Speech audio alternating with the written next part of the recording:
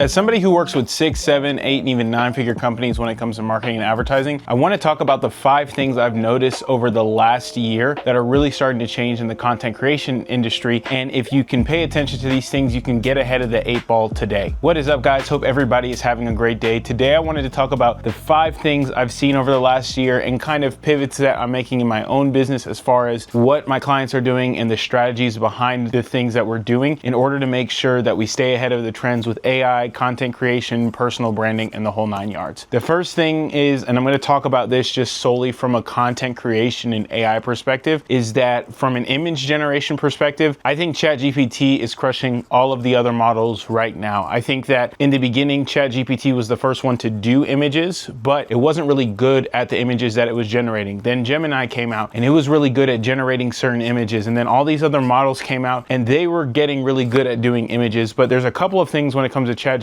that I think that it just separates itself from all the other models. For starters, it is really good at leaving the whole picture original if you just alter one thing. So for example, I can take a picture of myself and say, hey, change my shirt from black to blue, and it can keep the whole picture the way it was before while only changing my shirt. And that's not a commonality when it comes to a lot of these models in general. On top of that, it has perfected text on images. So before, when you would generate text on images, it would look kind of funny and it wouldn't look right. Now it's spot on. It's really good at what it does, and it's really simple for anybody to use it. So what I've been doing for a lot of my clients is when it comes to static ads, when it comes to graphic posts, we literally take a brand guide that we've created in Canva and we screenshot it or we download it as an image and we upload it to ChatGPT. And now we tell ChatGPT to always remember this branding going forward when it comes to creating certain graphics. That way, whether you're creating carousels, static ads, print material, whatever it is, it all has that consistent look. So ChatGPT for image generation right now, I think is one of the things that you really need to look at if you're a business owner. That way you can scale everything from a graphic and print perspective. The second thing that we've been looking at that I think is going to be a big trend in 2026 and beyond is connected TV advertising. Now, in the past, TV advertising was one of these things that was looked down upon because it cost a lot of money to get started and there really wasn't any way that you could track or that you could target certain people. But with connected TV and with a lot of people not even having cable anymore, now what companies like Vibe.co is who we use are allowing you to do is they're allowing you to put pixels on your website. So that means when visitors come to your website, it can track those visitors. And then when they're watching Disney Plus, when they're watching Hulu Plus, your ads can pop up. It's very affordable to do it. You can get started at around $50 a day. But I think that this is going to be a new wave of advertising that people specifically who are in service-based industries or B2B businesses should double down on, because of the fact that on Facebook and Instagram, if I'm honest, I've started to see over the last year, it's hit or miss when it comes to advertising, right? A lot of Facebook advertisers swear by it, but like as the platforms get more saturated and really as like more bots get onto the platform, you don't necessarily know how legitimate your leads are, and you don't know necessarily if you're targeting the right people as a whole. And so when it comes to connected TV, I know that whether people are on Instagram or Facebook, like they could just be scrolling, but when they decide to watch TV and streaming on their TV at their house, they're intentional to what they're watching. And so this is something that we're looking at from a brand awareness perspective, because then what you can do is you can buy phone numbers and you can put them on your videos. That way, when you run ads, you can see how effective your TV ads are, or you can have a specific promo code to that commercial. That way, when people use that promo code, you can track it. And again, you can now do it for a very affordable rate. I remember back in 2020 when I was working with political clients, the first time I ever ran TV ads, I remember them telling me that like the minimum barrier to entry was like $10,000. And as somebody who's worked with large businesses and somebody who's worked with small businesses, it would be absolutely crazy for a small business to invest $10,000 into traditional TV commercials with hopes that they're going to get that $10,000 back. But with connected TV, you can get in for a very small budget. If you want to use iPhone Creative for the creative itself, you can do that, because another thing is the fact that they have very wide parameters as far as what you can use as creative. So they tell you the file size, they tell you the file type, but all in all, you can use everything. Going back to traditional TV, I remember when we were doing this for political clients, it had to be a certain frame rate. You had to film it a certain way. And it was all in all just really a headache, if I'm honest with you, when it came to doing traditional TV advertising. Whereas like the connected TV advertising, which is streaming and being able to pop up where your ideal person is watching, like I said, Hulu, Paramount Plus any of those shows, you can use UGC content, you can use iPhone content that's edited well, you can use fully produced videos, but you have a lot more parameters as far as what you can do when it comes to creative. That way, when it comes time for you to really test different creatives, you don't have to spend an arm and a leg to find out what works. You can spend a little bit on certain creatives and then really get your message out there. So if you're somebody who's looking to do brand awareness advertising, I would tell you right now, you need to check out Connected TV. I've been doing it with my clients, and the analytics and the results are amazing. Number 3, I think that video editing is now going to become more valuable than video production. And so as somebody who's been in the marketing and advertising space for the last 6 years, I've done all types of content for all types of industries. And I'm here to tell you that you can get iPhone content that's edited very professionally that comes out looking better than content that's shot on $5,000 and $10,000 cameras that doesn't necessarily look that great or do a great job of telling the story. And I think that what that really shows is that now the ultimate game changer is good content, and it's not good production value. Now, if you have bad audio or your video is super blurry, like, of course that's not going to do well. But what I've learned is, like, if you get a basic mic like the one I have on for $100, you can plug it into your iPhone, and now sky's the limit to what you can create. Because if you have that great video editor, whether it be one that you hire, one that you bring on staff, one that you bring in house, they can really bring that story to life with the content that you're giving them. And so what I've learned from this aspect of the business is that I recommend that everybody has somebody on their team that can constantly be getting B-roll shots, which is just like shots of people working, and constantly get people filming testimonials of their customers using their iPhones, using the mics that plug up, and then you can have a full bank of content that you can use for organic content, for paid advertising, but that you can send to a video editor. That way they can focus on editing the entire time. I think what happens in business, and this is just from my experience, is that a lot of people try to get one person to do all types of things. And so I think that's why people can't necessarily build a process to scale their content. And so what I've learned is that if you can get one person to focus on the thing that's important, which is the video editing, and then you can get another person to just get the content itself, now you're really building a machine to where you can scale your content to new heights. So like I said, this year and going on into the next years, I'm really focused on really the power of video editing all types of content, because I'm really starting to understand and see now more than ever, it's not just about the production value, and the production value almost doesn't even matter. It's about the value of the content itself that you're putting into the market. The fourth thing that I'm seeing in the market when it comes to just content, AI, marketing in general, is that you're seeing now a lot more accomplished people really start to build their personal brand, right? In the past, it's always been people who want to be famous, who want to be well known, and usually have something to sell you. But now what I've really started seeing this year, and even a little bit last year, is that there are people who have already accomplished things in their own rights, and now they're creating content to show what's going on in their life. So an example of this, I think, is a TV show that a lot of people watch in the business world, and it's called Shark Tank. You're starting to see people on Shark Tank create content at scale and really build their personal brand on top of the fact that they've already accomplished something. Where in the past, it was usually people who we didn't know what they had actually accomplished. We didn't actually know what they did for a living, but we just knew that they were everywhere on social. You're starting to see the inverse. And I think that the people who became famous and known before they became credible really laid that foundation and showed the value of it, right? Because on social media, there's people on LinkedIn, there's people on Facebook, there's people on Instagram who have millions of followers and who haven't accomplished anything. But because of the followers that they have and because of the way that they know how to communicate, they literally have people flocking to them, paying attention to what they're doing, buying their products, buying their services. And so I think in 2026 and beyond, we're going to start to see the people who have already established credibility in their industries create content because they see the value. And I think, in all honesty, they're really getting sick and tired of people who are not credible getting the spotlight. And the last thing is something that I continue to talk about, and it's that when it comes to marketing and advertising, building a brand or anything, the creative is the ultimate variable, right? I'm starting to see that when it comes to ad placement, when it comes to media, right? Nobody who does paid advertising is ever going to tell you that the reason your ads aren't working is because of their placements or their targeting, right? They're always going to tell you that it's the creative that they were given. And so it's the same thing when it comes to branding, when it comes to anything. I think that as much time as that's spent in your marketing as a business owner, you need to spend just as much time making sure your creative really does a great job of not only telling the story, but separating yourself yourself from other people in your industry. Because if your creative can organically do that, once you start to add money behind it, sky's the limit to what you can achieve and who you can reach. And so that's one of the things that I was already focused on with the way that I run my business and the way that I help my clients, but I've doubled down even more on, because at the end of the day, if you have lots of creative to choose from, you can see what the market's feeling and what the market likes, versus having okay creative, but being that person who believes if you take tens of thousands of dollars and put it behind okay creative, that you'll still get the results you want. I think that when it's all said and done, the people who do the paid advertising and the people who do all of that stuff will stand out, but ultimately it's going to be the people who build a brand and who double down on the creative who are going to be able to separate themselves from other people in their industry. So wanted to get on and do this video because I think that the market's always changing, and I think that people don't necessarily talk about what's going on in the marketing and advertising space all the time because they try to put it behind a paywall. And I've just learned that the more value I can bring in the content that I do, the more people I can connect with and the more people I can help make content that makes an impact. So hope this video brought you value. If it did, I'd love for you to subscribe, and I'd love for you to share it with somebody else who it could bring value to as well. Have a great day, and God bless.